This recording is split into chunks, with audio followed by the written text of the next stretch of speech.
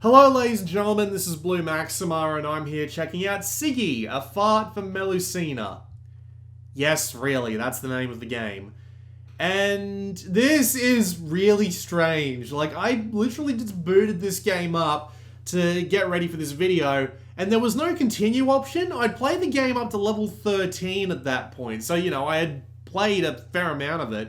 And I'm like, oh god, don't make me do it again. But then I closed the game and reopened it, and for some reason the save works now? I'm not going to claim to know why that's a thing, but it's a thing. So, Sigi, a fart from Melusina, is a very, very basic platformer. The game I can think of most to relate to it is Donkey Kong Country, but that's a bit of an insult to Donkey Kong Country. Not that much to see in the options menu, you can just see some help and what your controls are. No need to rebind them or anything. Yes, it is a flatulent adventure, that is absolutely correct. And you can change the language. That's actually a fair amount of options for languages, but this game doesn't have that much in the way of text, so I'm not that impressed. If we hit continue, we'll be able to see how far I am in the game. Now, I need to point out that I haven't been playing this for something like... I've been playing this for something like 30 minutes. The audio might be just a little bit too loud there. I've been playing this for about 30 minutes. The game's PR email does say that the game takes about an hour to complete, but you do have to go back. Well, if you want like 100% completion, you do have to go back and find all of the Sigi letters like Kong in Donkey Kong Country. That's why I brought that up. But yeah, otherwise it's a very simple platform, and we'll just go have a quick look at it, shall we? Hopefully while my voice in my throat holds out. So, this is a fart from Melusina. It is a very simple platformer. You have the ability to jump, and you have the ability to throw a weapon. My current equipped weapon right now is the axe. The axe is a massive damage dealer. There's a problem with throwing weapons in this game though, and it's that they all suck. Now, I say they all suck in a very specific way. It's because you can't aim them. You see, for whatever reason they decided in this game, your axe or whatever throwing weapon that you've got will be on a random angle. So watch this, for example.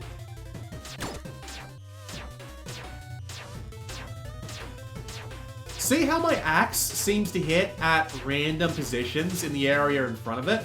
That's a thing with every weapon in the game for some reason.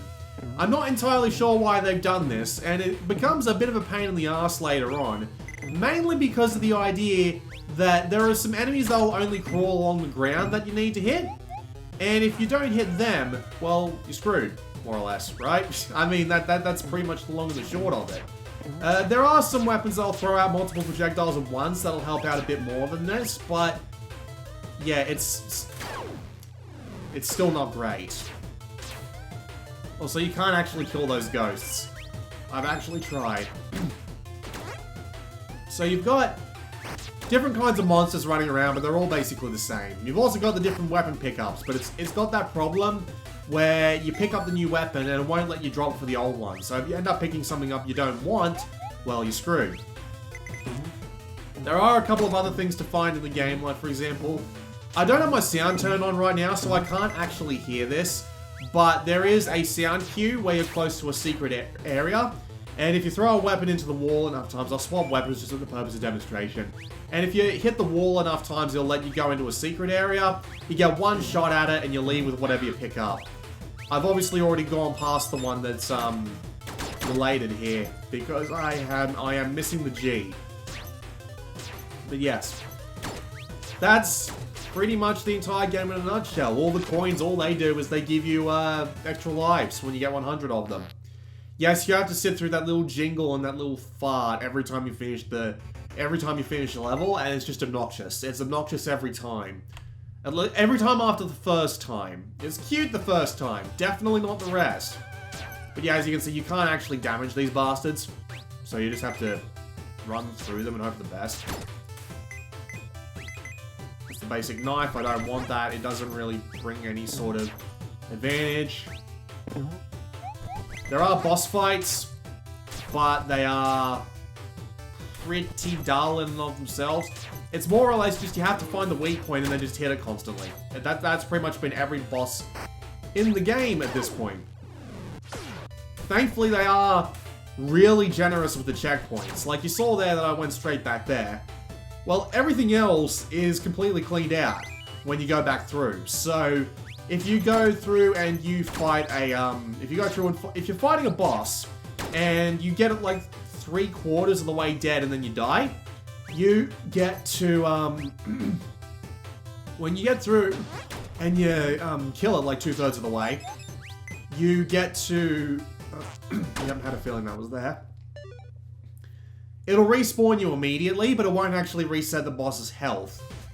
That is basically a thing that they do in this game.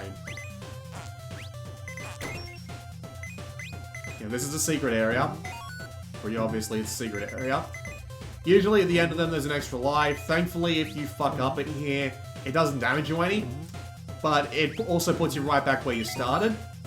So, yeah, basically all you're going through there for is extra lives.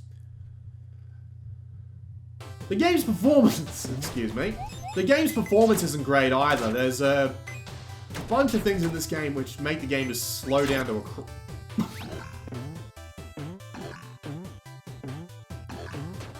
There's a bunch of things that just make the game slow down to a crawl. And I'm not entirely sure why. Throw the thing at the top of the fucking jump, please. Christ, I hate this shit. I managed to hit the thing behind it 3 times more than I hit the actual fucking snakehead thing. It's annoying as shit. But yeah, you might have noticed that the game tends to stutter every time you kill an enemy or do something like unlock a secret area. This is incredibly frustrating when they start throwing massive hordes of enemies at you. There are some levels in this game which do things along the lines of throw like 10 enemies in a row in front of you. And you'll have to throw like your projectiles constantly just to keep them out of the way, right? But every enemy that dies will cause a split-second game freeze. Imagine that multiplied by 7 or 8, and the game will just like completely stop for a full second or so, and it's incredibly frustrating.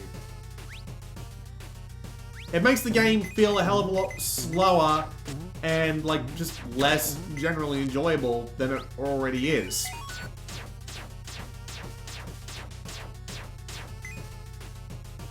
There is also some weird things going on with the gameplay, like for example, you might have noticed there were things like fishes jumping out of the water, and that weird witch's cauldron that threw out a fireball when you got close.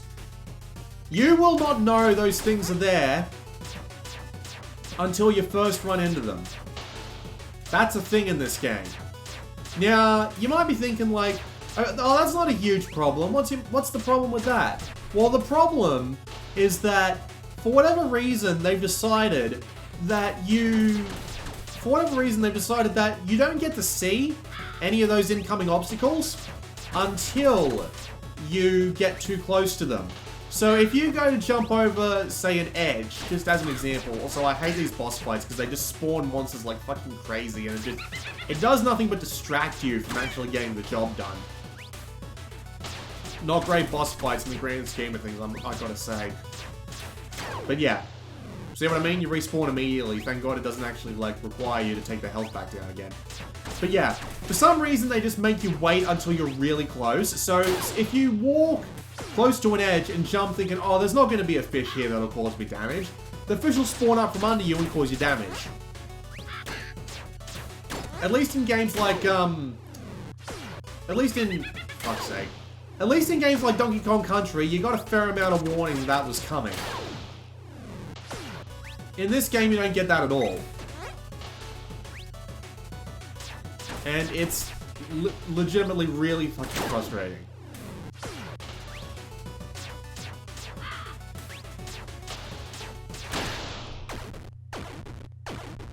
And the graphics aren't that impressive either.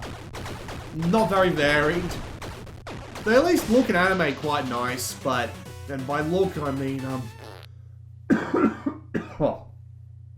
God damn. I guess I'm not entirely over the random cough that I've got. By look, I mean just the general competency of it all is okay. but the general theme just doesn't really do anything for me. Very basic.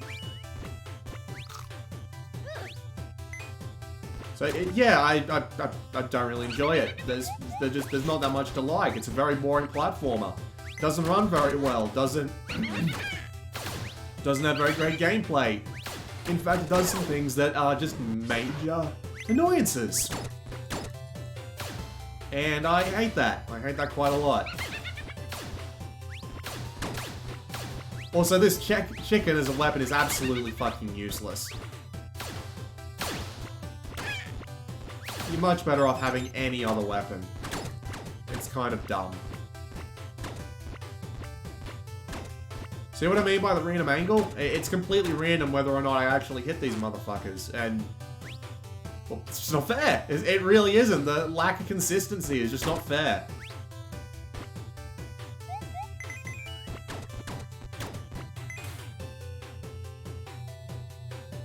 I can't stand it. I don't know why I wasted so much of my bloody time playing it. It's not worth the effort. Not in any sense of the word. There's your 3 daggers. Honestly, your 3 daggers are probably the best weapon in the game, just because their angle isn't so random because there's 3 of them. And I've gone and missed the secret area again, but frankly, I have no fucks left to give. Fucking just leg it. Leg it for the end.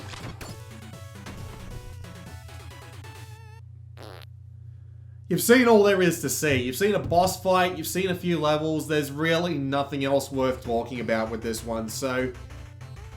yeah. I do not care in the slightest. This will be available on the 7th of September, and you really shouldn't bother picking it up when it is. This has been Blue Maxima, and I will see you all next time.